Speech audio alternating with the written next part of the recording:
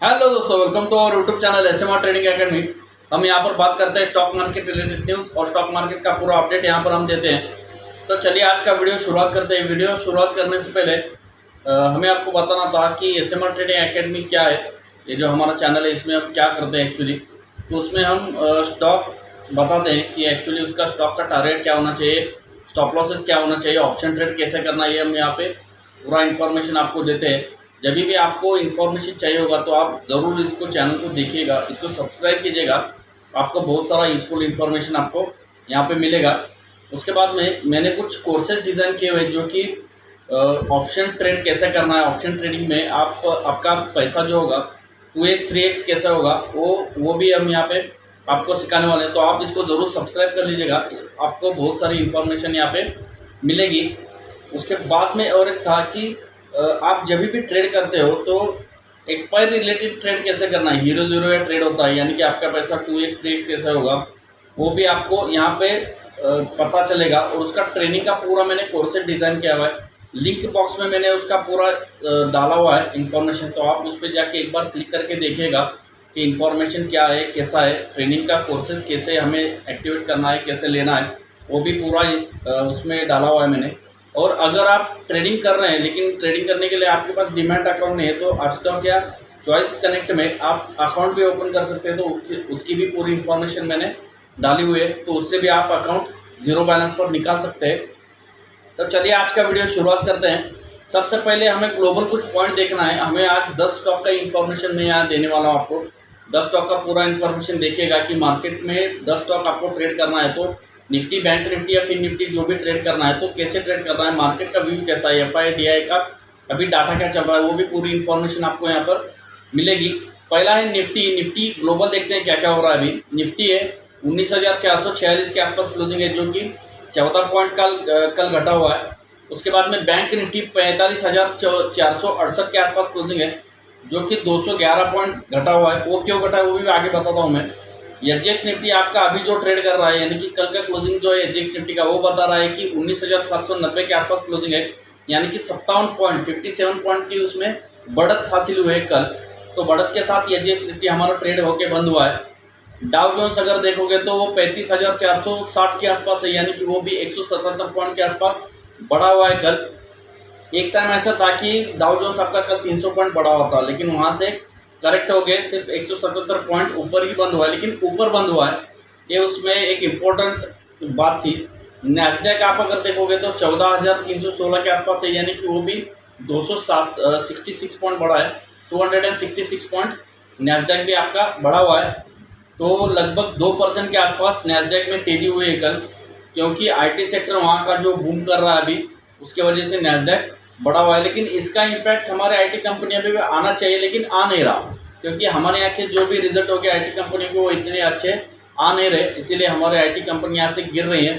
तो इन्फोसिस का जो भी गाइडेंस था उन्होंने गाइडेंस कट कर दिया, एक ही दिन में स्टॉक 9% के आसपास गिर गया, वहाँ से उसने रिकवरी अभी तक दिखा ही नहीं है। तो दिखाएगा, लेकिन इस क्वार्टर के रिजल्ट देखना पड़ेगा आपको कि उसी तरह से उसमें ट्रेड इनिशिएट करना है। लॉन्ग टर्म का आपको अगर ट्रेड लेना है तो उसमें वैसे ही ट्रेड करना पड़ेगा। क्रूड ऑयल आपका $84 के आसपास है, ये क्रूड ऑयल भी इंचअप हो रहा है। अगर क्रूड ऑयल यहाँ से बढ़ता है तो इंडियन इकोनॉमी के लिए यह धक्का साबित होगा और यहाँ से इंडियन मार्केट थोड़ा करेक्शन होना चाहिए। डॉलर इंडेक्स ये भी इंचअप हो रहा है, $102 के आसपास है। क्यों डॉलर इंडेक्स, यूएस की जो करेंसी है वो स्ट्रेंथ क्यों हो रही है अभी, क्योंकि यूएसए में रेट हाइक तो कर दिया अभी फिलहाल एक रेट हाइक हो गया, लेकिन फिर से उन्होंने कहा कि रेट हाइक हो सकता है। फेड ने कहा है कि 2 रेट हाइक तो होंगे। अभी एक रेट हाइक उन्होंने कर दिया, 25 बेसिस पॉइंट बढ़ा दिया, लेकिन फिर से 25 बेसिस पॉइंट यहाँ से बढ़ना चाहिए, इसीलिए डॉलर इंडेक्स आपका इंचअप हो रहा है। उसके बाद में आईएनआर आपका रुपया जो है वो 82.25 के आसपास है, यानी कि वो भी 32 पैसे कमज़ोर हुआ है। क्यों कमज़ोर हुआ है, क्योंकि यूएस की इकोनॉमी अभी, यूएस का जो डॉलर इंडेक्स है वो स्ट्रेंथ कर रहा है, इसलिए आपका रुपया वहाँ से घट गया। एसएनपी भी, अमेरिका का स्टैंडर्ड एंड पुअर जो इंडेक्स है वो भी 4,582 के आसपास है, यानी कि वो भी 44 पॉइंट बढ़ा हुआ है। तो अमेरिका का पूरा मार्केट आप अगर एनालाइज करोगे तो अमेरिका का पूरा मार्केट अभी यहाँ से बढ़ रहा है, लेकिन इंडियन इकोनॉमी जो है या इंडियन मार्केट है वो आप करेक्शन मोड में आ चुका है। अभी क्यों आ चुका है वो भी आपको बताना जरूर है। एफआई डीआई का आप अगर फंड फ्लो देखोगे तो एफआई ने कल 1023 करोड़ की कैश मार्केट में बिकवाली की हुई है। उसके बाद में इंडेक्स फ्यूचर में उन्होंने 1802 करोड़ रुपए का सेलिंग किया हुआ है, यानी कि इंडेक्स फ्यूचर बेचा हुआ है, निफ्टी बेचा हुआ है उन्होंने। टॉप फ्यूचर में भी 61 करोड़ की उनकी सेलिंग है और DI की 1634 करोड़ की बाइंग की हुई है। आप अगर नेट कैश फ्लो अगर देखोगे तो 1252 करोड़ का 1252 करोड़ का नेट सेलिंग है इंडियन मार्केट में, इसीलिए मार्केट हमारा कल गिर गया। तो अगर आपने गुरुवार को देखा होगा एक्सपायरी दिन जो एडजस्टमेंट होता है, तो इन्वेस्टमेंट उस एक्सपायरी के एडजस्टमेंट में लगभग FIDI ने मिलकर 12,000 करोड़ का सेलिंग किया इंडियन मार्केट में, इसीलिए उस दिन एक्सपायरी के दिन मार्केट गिर गया।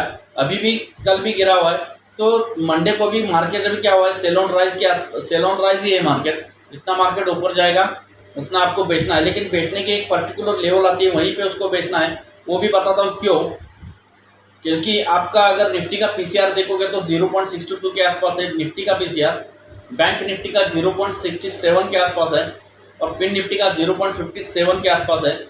तो इसके हिसाब से आप अगर देखोगे तो मार्केट ओवरसोल्ड है अभी। ओवरसोल्ड मतलब इसका PCR जब भी 0.75 के नीचे आएगा तब मार्केट ओवरसोल्ड होगा, तब वहाँ से मार्केट बढ़ना चाहिए। और मार्केट का PCR जब भी 1.30 या 1.40 के आसपास होगा तब मार्केट ओवरसोल्ड होगा, ओवरबॉट होगा, तब से मार्केट वहाँ से करेक्शन आना चाहिए। तो इसी तरह से उसमें ट्रेड बनेगा। ग्लोबल कुछ क्यूज है वो भी आपको मैं बताना चाहता हूँ। मार्केट अभी ओवरसोल्ड है, PCR का तो बात हमने कर ली, लेकिन FIDI का अगर FI का लॉन्ग पोजीशन देखोगे तो 63% या 58% के आसपास आई हुई है। अभी भी उनके पास बहुत सारा माल है बेचने के लिए। जब भी बेचने आएंगे तब मार्केट बुरी तरह से यहाँ से गिर सकता है। तो वो एक आप ध्यान में रख के ट्रेड कीजिएगा कि मार्केट में ट्रेड कैसे इनिशिएट करना है आगे। उसके बाद में आपका US GDP का जो आंकड़ा है वो आया हुआ है। उसका अनुमान था 2% के आसपास US GDP का, लेकिन वो आया एक्चुअल में 2.2 का, यानी कि US की जो इकोनॉमी है वो ठंडी हो नहीं रही। मतलब उसमें रिसेशन आना चाहिए तभी आपके इंटरेस्ट रेट कम होने चाहिए, लेकिन आपका रिसेशन आने का कोई दूर तक कोई सवाल ही नहीं पैदा हो रहा है यहाँ पे। इसीलिए US इकोनॉमी बढ़ रही है, लेकिन इंटरेस्ट रेट बढ़ने का भी यहाँ पे खतरा है। तो इंटरेस्ट रेट अगर बढ़ते हैं तो इकोनॉमी के लिए वो अच्छा नहीं होगा, इसीलिए मार्केट में थोड़ा सोच समझ के अभी ट्रेड लीजिएगा। ओनली अगर आप देखोगे अभी इंडियन मार्केट में क्या हो रहा है, जो भी स्टॉक्स अभी आपको लॉन्ग करने हैं, मतलब आपको उसमें बुलिश हुए है उस स्टॉक पे, तो आपको वही स्टॉक ढूंढने हैं जिनका रिजल्ट अच्छा आया हुआ है, उसका प्रॉफिटेबल रेशो आप अगर देखोगे तो अच्छा है। वही कंपनियां आपको प्रॉफिटेबल देगी, वरना आपको ट्रेड लेते समय थोड़ा ध्यान रखना है उसमें। मार्केट ऑल टाइम हाई के आसपास चल रहा है तो वो भी थोड़ा ध्यान रखिएगा। स्टॉक ऑफ द ईयर भी मैं बताने वाला हूँ, एक स्टॉक रिकमेंड करना है एजुकेशनल पर्पज़ के लिए। आप पेपर ट्रेड कीजिएगा उसमें, अगर वो स्टॉक बढ़ता है या होल्ड करके आप रखते हो इन्वेस्टमेंट के तौर पे, तो वो भी आपको रिटर्न देगा। तो उसका अंत में बताता हूँ, वीडियो अंत तक ज़रूर देखिएगा, आपको 10 स्टॉक की इन्फॉर्मेशन मिलेगी यहाँ पे। और लास्ट का जो स्टॉक मैंने बताया उसका 1 साल के लिए होल्ड करना है, उसका टारगेट आपका 3 पट हो जाएगा, यानी कि 3 टाइम्स पैसा आपका हो जाएगा आप अगर इन्वेस्टमेंट करते हो तो। एजुकेशनल पर्पज़ के लिए उसी तरह से उसमें इन्वेस्टमेंट आप करना है। तो चलिए, निफ्टी है पहला स्टॉक, 19,646 के आसपास क्लोजिंग है, उसको आपको सेल करना है। सेल करने की लेवल बनती है 19,723 की, स्टॉप लॉस लगाना है 19,780 का, टारगेट रहेगा 19,530। अगर ये स्टॉक 19,530 निफ्टी आपका 19,530 का जो सपोर्ट है, अगर वो सपोर्ट ब्रेक कर देगा तो नीचे में 19,465 तक आपका निफ्टी ज़रूर जाएगा। निफ्टी को 19,465 19,400 की लेवल आपको ज़रूर वहाँ पे टेस्ट होगा, तो वो आप ध्यान में रख के चलेगा। इसको बाय भी कर सकते हैं, लेकिन निफ्टी की बाय करने की लेवल बनती है 19,430 की और स्टॉप लॉस लगाना है 19,400 का, यानी कि सिर्फ 30 पॉइंट का ही स्टॉप लॉस आपको बाय लेवल के लिए रखना है। और सेलिंग का लेवल बनता है 19,723, टारगेट रहेगा 19,465, लेकिन निफ्टी आपको बाय क्या करना है 19,430 के आसपास, स्टॉप लॉस लगाना है 19,400 का, टारगेट रहेगा 19,750। जितना आप 19,750 19,800 के आसपास निफ्टी मिलेगा तब बेचोगे तो आपको प्रॉफिट ज़रूर होगा। तो उसी तरह से उसमें ट्रेड इनिशिएट करना है हमें। बैंक निफ्टी अगला स्टॉक 45,468 के आसपास क्लोजिंग है, उसको भी सेल करना है। सेल करने की लेवल बनती है 45,800 के आसपास। जितना आप 45,800 45,900 के आसपास बेचोगे, आपका रिस्क रिवॉर्ड जो है वो बेहतर रहेगा। स्टॉप लॉस लगाना है 45,870 का, यानी कि सिर्फ 70 पॉइंट का ही इसमें स्टॉप लॉस है। टारगेट रहेगा 45,250। अगर बैंक निफ्टी 45,250 नीचे में ब्रेक कर देगा तो ये स्टॉक 45,000 तक भी ज़रूर जाएगा, तो उसको भी आप सेल ऑन राइज करके ही चलना है। अगला स्टॉक है फिन निफ्टी।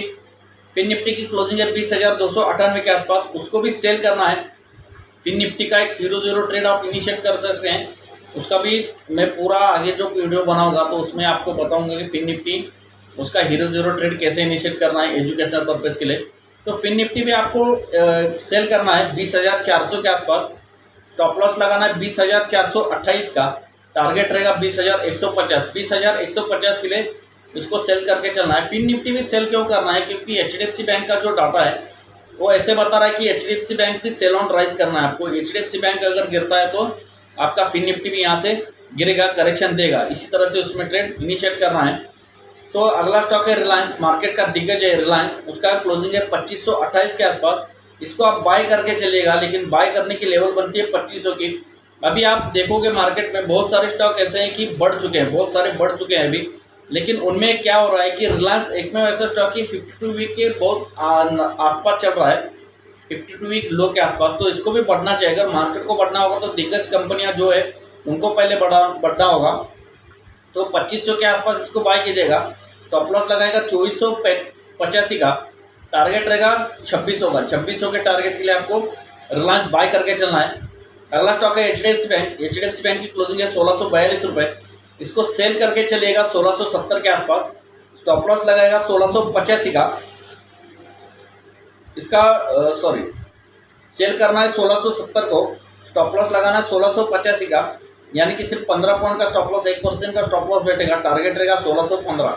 1615 के टारगेट के लिए आपको HDFC बैंक भी सेल करके चलना है। अगला स्टॉक है ICICI बैंक। ICICI बैंक की क्लोजिंग है 995 रुपये। इसको बाय करके चलना है, लेकिन बाय करने की इसकी लेवल आती है 975 रुपये के आसपास। स्टॉप लॉस लगाना है 970 का। टारगेट रहेगा 1015 का। 1015 के लिए इसको भी हमें बाय करके चलना है ICICI बैंक को। अगला स्टॉक है इन्फोसिस। इन्फोसिस की क्लोजिंग है 1340 रुपये। उसको सेल करना है 1363 रुपये के आसपास। स्टॉप लॉस रहेगा 1380 का।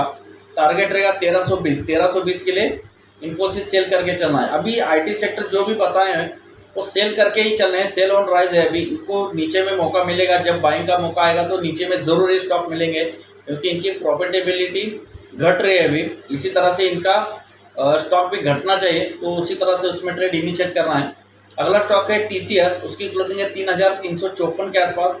इसको भी सेल करना है, लेकिन सेल करने की लेवल बनती है 3400 के आसपास। स्टॉप लॉस लगाना है 3420 का, यानी कि 20 रुपये का स्टॉप लॉस, आधे % का स्टॉप लॉस बैठता है इसमें। टारगेट रहेगा 3350। एग्जैक्ट अभी ये बंद हुआ है 3354 के आसपास। 3350 इसका स्ट्रॉन्ग सपोर्ट है। अगर 3350 के नीचे अगर ये ट्रेड करना चालू होता है तो उसमें भी आप सेल करके चल सकते हैं। उसका टारगेट रहेगा 3270। 3270 के लिए इसको TCS को सेल करके चलना है। अगला स्टॉक है ITC। ITC 467 के आसपास क्लोजिंग है। इसमें डी मर्जर की न्यूज़ आ गई। 497 के आसपास, 500 के आसपास चल रहा था, वहाँ से करेक्शन आया और 467 के आसपास चल रहा है अभी। इसको बाय करके चलेगा। वैल्यू पीक है, ये वैल्यू बाइंग पीक है, तो यहाँ से बढ़ेगा। 460 के आसपास बाय करना है। स्टॉप लॉस लगाना है उसका 454 का। टारगेट रहेगा 482, 490। 482 और 490 के लिए इसको बाय करके चलना है ITC को। अगला स्टॉक है L&T। L&T भी एक बहुत बढ़िया स्टॉक है, लॉन्ग टर्म के लिए आप होल्ड करके चल सकते हैं। 2650 के आसपास क्लोजिंग है। उसको बाय करना है 2590 के आसपास। स्टॉप लॉस लगाना है 2580 का। 10 रुपये का स्टॉप लॉस रहेगा। टारगेट रहेगा इसका 2700 का। इसका बायबैक आया हुआ है, तो बायबैक में इन्होंने बताया हुआ है कि 3000 तक ये बायबैक करेंगे, तो उसके हिसाब से ये भी बढ़ेगा, तो आप इसमें ट्रेड कर सकते हैं। अगर आपको ऑप्शन चेन सीखना है, ऑप्शन चेन एनालिसिस करना है, या ऑप्शन का पूरा ABCD आपको सीखना है, तो आप मुझे कांटेक्ट कर सकते हैं, मैसेज कर सकते हैं। मेरा पूरा इन्फॉर्मेशन मैंने लिंक बॉक्स में डाला हुआ है, तो आप उससे हिसाब से ट्रेड आपको सीख सकते हैं आप भी। तो वीडियो अंत तक देखने के लिए धन्यवाद।